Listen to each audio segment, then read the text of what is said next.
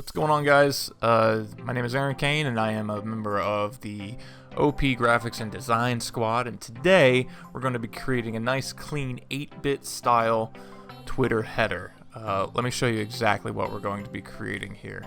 Looks like this. Very clean, very simple, very simple, but extremely clean. It's very geometric, but it really brings nostalgia to my mind, actually, with the 8-bit theme going on here. And the nice bright colors help catch your eye and stuff like that. So this is what we're going to be creating today. Top straight into it. So the first thing that you're going to do, let's go ahead and close out of that, is you're going to come up to File, New, create a new document. And the document's dimensions are going to be a width of 3000, height of 1000 in the pixels, 3000 by 1000 pixels. Landscape orientation, 72 resolution. You can go up to 300 if you really want to, but that's up to you. RGB color, 8-bit, and whatever background color you want. It doesn't really matter because we're painting over. Let's go ahead and create it. So it's our new document. First thing that I'm going to do is I'm going to set my rulers. And if you don't know how to set rulers, first and foremost, if you don't have your rulers on the outside, come up here to the top, hit View, come down to Rulers. There's a selection right there, or you can just hit Control R and it'll bring up your rulers and take them away. So make sure that you have your rulers out. We're going to set the guidelines at these center points. To set the guidelines, simply come over to your ruler, hover over top of it, click, hold, and drag. And if you drag out to the center point, you'll feel it snap into place just like that. That's the dead vertical center right here. You can do the same from the top. Click, hold, drag down until it snaps into place, and that's the perfect horizontal center. So now that we have our center point, we can start building our background. So we come over here to our Layers tab. Actually, I don't know why I have my Properties tab right here. We come to our Layers and create a new layer. Going to use the gradient tool. What you can do is, there's a few different ways you can create a gradient, but this one creates the cleanest gradient in my opinion. Is we're going to use the gradient tool. Zoom out a little bit, holding Alt and scrolling on your mouse wheel. I don't have the gradient tool on my toolbar here, so I come down here to the 3 little dots. I right click. This is the extra options button. It brings up this whole new list, and I come down to my gradient tool like so. And we're going to create our gradient on this new layer. The gradient that I am using is going to be, the inside color is 0B4DD3. That's 0 Bravo 4 Delta Delta 3. And the outside color is going to be 08338B, as in Bravo. 08338 Bravo. So the reason I like using the gradient tool is because I'm not confined by the dimensions of the document in order to make my gradient, in order to push the color as far as I want. So I can make a gradient that's like this, and I have a super focused lighter color, and it looks not how I want it to look. Or what I can do, what I'm going to do, is I can bring the gradient tool, clicking, holding, and bring all the way outside of the canvas, and it creates a nice, even, lighter to darker gradient on the background. So that's why I like using the gradient tool to create background gradients. It's just a lot easier. It's one click instead of creating a box and doing blending modes and creating a gradient and blah blah blah. If you don't know how to do that, don't worry, we'll get into stuff like that. So anyways, now we have our background gradients. A nice blue, nice bright blue gradient background. And how I actually got the colors is I was just looking for a nice bright blue. I didn't want completely saturated blue, but a little darker than just what you would think of as blue. That's going to be our inside color. And then for the outside color is I copied the inside color hex code, came into my other side, I pasted it, and simply moved the cursor down just a little bit. Not too much. I just wanted a slight difference between the inside and the outside color. So anyways, let's move on. A little too much information, I guess. Now what we're going to do is we're going to be creating our polka dot texture. Polka dot texture. All these polka dots in the background, we're going to be creating those things now. So I come over here to my ellipse tool, I grab it, and I come to my center point. I like to create my circles from the center point. It's just an easier way for me to mentally know that I'm creating a good circle. You can create this circle anywhere you want to, as long as you do the correct dimensions on it. So what we're going to do is we're going to start our circle. I'm going to press Shift, and then I'm going to press Alt. I'm going to hold all of it together, and I'm going to create a nice perfect circle. Okay, I don't want the circle to be too big. Okay, I want it to be nice and small-ish, because what we're going to be doing is we're going to be creating rows. Okay, rows of these polka dots. You can create as many rows as you want to. You can make the polka dots as small as you want to, or you can make them as big as you want to. I want to create 3 nice, decent rows, and then, we'll move on from there. So the first thing is, I created it. It's a black circle. I don't want it to be black. So the color that we're going to be using actually is going to be 3C7CFF. It's a nice light blue. Okay, nice light blue. So what I did to get this color is I went to my inside gradient color, and I took it from there, moved it up slightly to make it a little brighter, and then desaturated it, moved it towards the white side. So it just a little bit. So it brought me to this nice little light blue, and it contrasts nicely with every single area of the canvas. I don't really have to look to find it. I know exactly where it is. So now we're going to create our rows, and this is the dumb part. I'm going to do it real fast while I'm talking. You just want to create copies and move them over until you feel like that seems like a good distance. Create another copy of this one, and I'm going to have it at the same distance. So these are 167 pixels apart. That's pretty good. I feel like that's a good distance away from each other. What I want to make sure though is that all of them are the exact same distance apart. So when you create a new copy, you move it over in line and make sure that it is saying 167 pixels as soon as you hit it. It should snap into place. And also, in order to create a copy, if you don't know how to, simply have one selected using your selection tool, or hitting V on your keyboard, and then hitting Control J, and what that does is it just creates a copy of that ellipse. And there we go. So there's our row. I'm going to group these all together. I'm going to rename this as row 1. Okay, I forgot to name my background gradient. I like to call these the base. Okay, so there's our row 1. So what I want to do with my row 1 is I want to make it completely centered. Okay, totally centered. Sweet. Now what I'm going to do is I'm going to create a whole copy of, or a copy of the entire group. Copy the entire group. Sweet, so now I have a lot of dots. You can't see them right now. If I bring the whole group down, now you can see. I have a lot of them. Pretty crazy. And then what we're going to do is we're going to move them over to where they are in the middle of the dots up top. Okay. You shouldn't really have any problems setting up this. See how I have over here, I have a circle that's hanging off the edge right here. That's fine.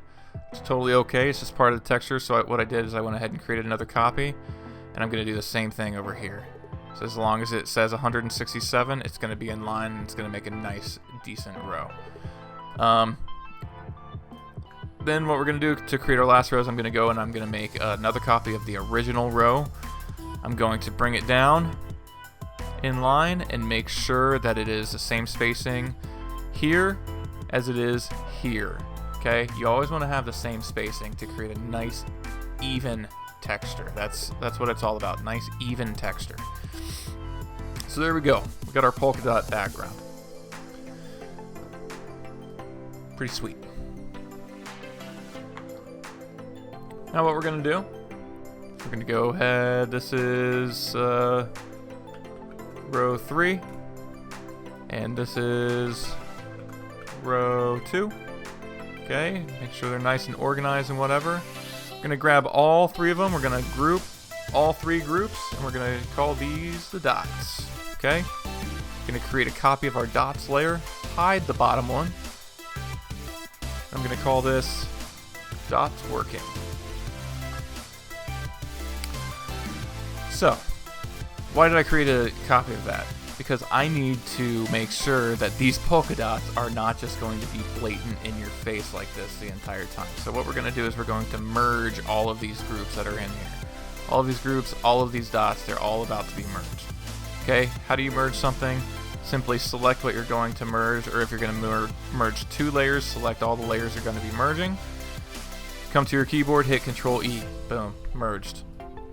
Very, very simple. Now what you can do is you can you can make these bigger, do whatever you want. Made them a little bigger. It actually looks pretty good like that. Now what we're going to do is we're going to create a nice gradient color on top of these polka dots. Still, we're going to do pretty much the same thing that we did with the base, except we're going to be doing it on top of the polka dots and making sure that it only rests on the polka dots. So how you're going to do that is we're going to come back to our gradient tool after we created another layer. So we created a layer on top of the working dots layer. Grabbed our gradient tool, and the gradient that we're going to be using is going to be our 3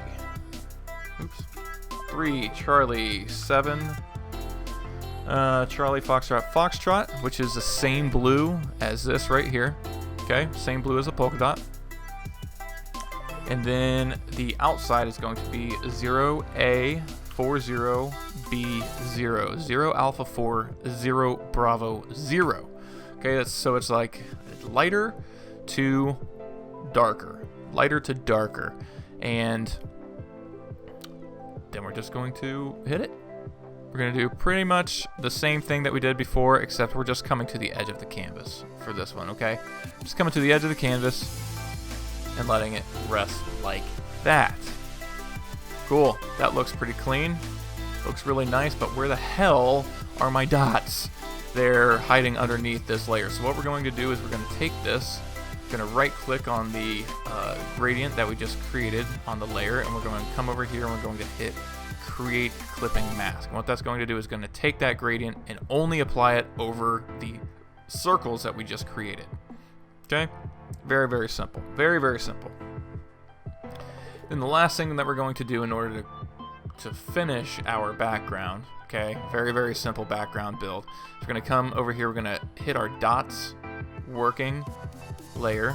We're going to come up here right above it to the opacity, and we're going to lower that to about 65. 65 look good. Now let's lower it to about a little bit more. Let's go to 30. 30 looks pretty good. 30 looks good. So there you go. Background is built. How's that feel? Feels really good. Feels really, really good. Let me take a sip of my coffee real fast. Now we're going to add the text portion of this header. Don't overthink this, okay? Don't overthink any of this. The more, I know this is very geometric, it's very 8-bit, it's very center pointed, I guess, but don't overthink it. Don't overthink the colors, don't overthink the gradients, don't overthink anything. It can be as simple as you can make it, okay? So let's add our text. I'm using a text called Pixelated, okay? Looks really, really cool. It's just a simple pixelated font. You can find a lot of free fonts. I'll put a link down to the description for dafont.com. It's a free font website, free for personal use. Most of the fonts there, and you just search for what you want, and you can find something cool like this. So there's a lot of pixel fonts on there. Choose your favorite. I suggest to have actual pixel grid font for this, but it's your header. Do what you want. So we're going to just title this Pixelated. I had to think about how to spell that for a second. Pixelated. We're going to bring it to the center. Okay, when you bring your text to the center, or when you bring any sort of object to the center of your document, you'll see these guidelines pop up telling you that you're in the center. Okay, I'm only caring about the horizontal center, so I'm only caring about the vertical line. Cool. I hope that made sense. I only care about the horizontal center, so whether it's aligned left to right. So the guideline that I'm caring about is the one that's up and down. I can worry about the one that's right to left in a bit, but right now I only care about right to left. Cool. So what I'm going to do is I'm going to change the color of this text to a nice green. Okay, the green that we're going to be using is 049808. There you go. 09. Gosh. I keep saying 09. 049808. 049808. 049808. Good Lord. Okay. Oh, I forgot to name this gradient that we did, so I'm just going to name it real quick. Dots gradient. Cool. Okay. So, now what we're going to do is we're going to take our text and we're going to duplicate it. Okay? Select your text, hit Control-J, rename it to the text shadow. Text shadow. So what you can do, there's a lot of different ways you can add a shadow to things. This is going to keep our banner in line with the 8-bit look. You can come over here, you can hit blending options or double click on your layer, come to drop shadow and all that stuff, but it creates a blurred and dispersed shadow. What we want is a nice sharp shadow that shows a little bit of gives a little bit of a 3D edge. Okay, so we're going to change the color of this text shadow though to a darker green, so 195F1A. So 195 Foxtrot 1 Alpha. I'm an idiot. 195 Foxtrot 1 Alpha. There we go. Now we got it. Boom. Like so. As you can see, it's a lot darker. So we're going to take that text shadow layer and we're going to move it underneath our pixelated layer.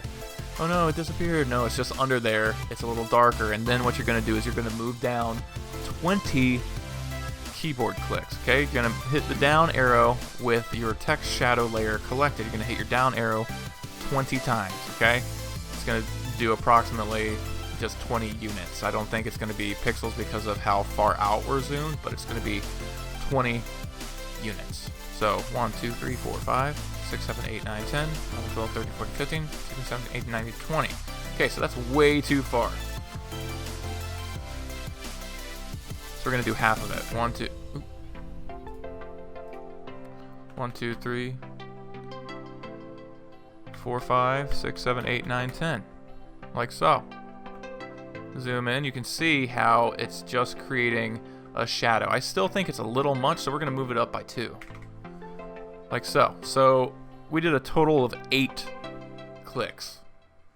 8 clicks. Okay, and it all depends on how close you're zoomed in, how many clicks you need to do. Because if we're all the way in like this, where we can see the pixels, each click is going to be just 1 pixel. But if we're zoomed all the way out like this, it's not going to give us 1 pixel at a time.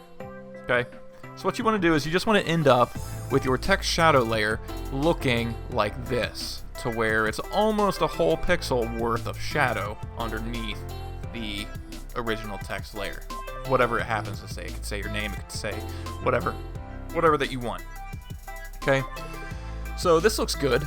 This looks pretty good, but I feel like the text can look better. Okay, the greens are good, but they're very, very just static and plain. So what we are going to do is we are going to put a gradient on our top layer and also on our bottom layer. So for the top, what we're going to do is we're going to go from the color that we have to a slightly darker color. All right, so let's go over here to our gradient. So we're going to do the color that we have, which was 09, or 0, Here we go again. 049808. Okay. We're going to move down to a slightly darker color, which we're going to use 048207. 048207. Okay, and that's going to give us this nice little gradient that you see there. And then for the text shadow, we're going to do the same thing. We're going to put a gradient overlay on it, but this time we're going to go from the bottom color to a lighter color. Okay, so we're going to find the bottom, which was 195 Foxtrot 1 Alpha. Okay, we're going to go to a lighter color, which we're going to use 037606. 037606. Hit OK. Then we're going to come over here before we hit OK on the actual layer style, and so we're going to click the reverse. We're going to click reverse. So what that did is it made our gradient for the shadow a little lighter on the top, a little darker on the bottom. Okay, and it looks just a little better. Little better. I'm thinking that the shadow is just a little too far down. Oh, right there. Okay, so there you go.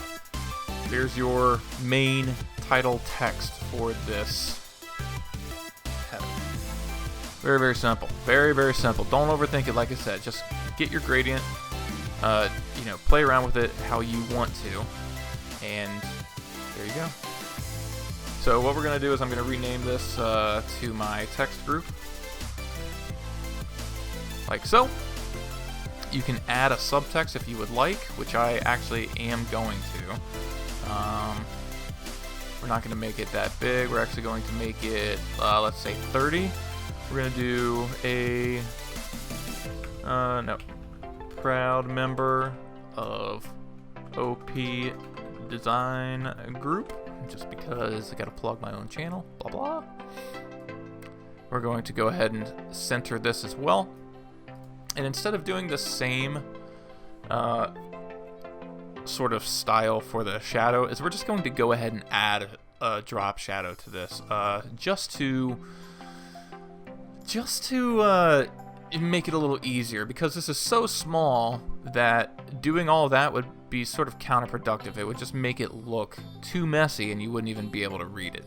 Okay, so what we're going to do is we're going to coming to the layer styles for that layer for the proud member of OP Design Group.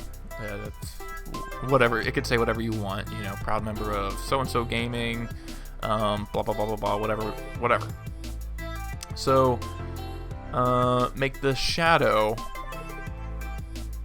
just complement the greens that are already there, okay? Make it complement the greens. I have a blend mode set to normal. The opacity set at 66% so that it's not crazy in your face. It could be all the way at 100. It doesn't really matter, but I think 66, 65% is a good setting for the opacity. Angles at 90, distance at 5, spread at 5%, and the size at 5 as well. And what that does, the green that we're using also, by the way, is 048407. 048407. What that does is it makes it just look almost like we have the same shadow, but we didn't go through that whole process all over again, so it's pretty simple. Okay. Now we have our text group. We're going to go ahead and move the whole thing down to the center, like so. And then one last thing that we're going to do is we're going to add a little bit of perspective, because although this looks really good to me, you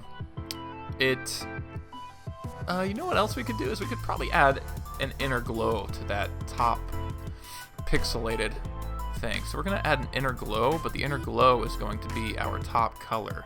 049808 is what I need. 049808. So always, if you're going to add an inner glow, make sure it's one of the colors that is inside your text already. And as you can see, just adds a little bit of something around the edges there, a little special sauce, a little I like the something term, a little something. You can play with your blending mode I think normal makes it just look the best. And the size right now is at 20 pixels, okay? 0% choke. So, there we go. Got a nice inner glow going on. Looks actually really good. A lot better than the other one. I didn't add that inner glow into the other one, so I'm glad I actually did it. But now what we're going to do is we are going to select our pixelated layer and the text shadow layer for the pixelated. We're going to hit Control E. And what that does is it merges both of them into a single layer. It's no longer text, it's an image. Okay, so I can't edit the text anymore, so make sure that if you're going to do that to text, that you have it say exactly what you want it to say, and it's spelled correctly, and blah blah blah, all the good stuff. So, we merge the layers, okay, making sure that it's selected. I'm going to hit Control T to bring up the transform tool.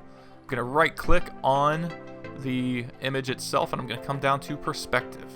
Okay, what that does is that you didn't see anything change, but when I put the cursor over these anchor points, the cursor turns a different color, it turns white. So what I can do is I can grab that and I can move it in different directions in order to add a perspective. Okay, so let's do that again. So I'm gonna go ahead and hit free transform. I'm gonna right click and come down to perspective. What I'm gonna do is I'm gonna grab this top right corner up here. I'm gonna grab it and I'm just gonna move it in one, maybe two little motions. You should see it snap as you're moving it. Okay, make it snap. The thing that you want to be careful with when you're doing perspective, though, is if you move it too much, you're going to create pixelation on the edges of your text. Okay, it's not what you want.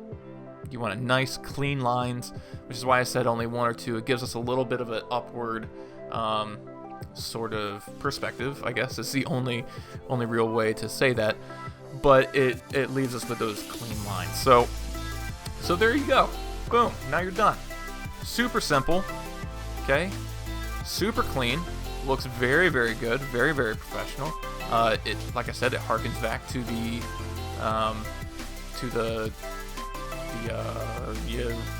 nostalgic 8-bit arcade era of video gaming.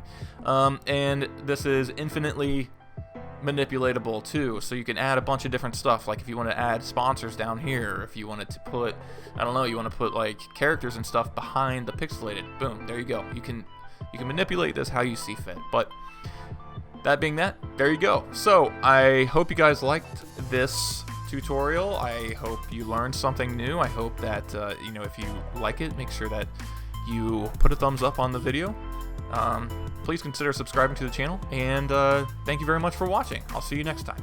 Have a great day.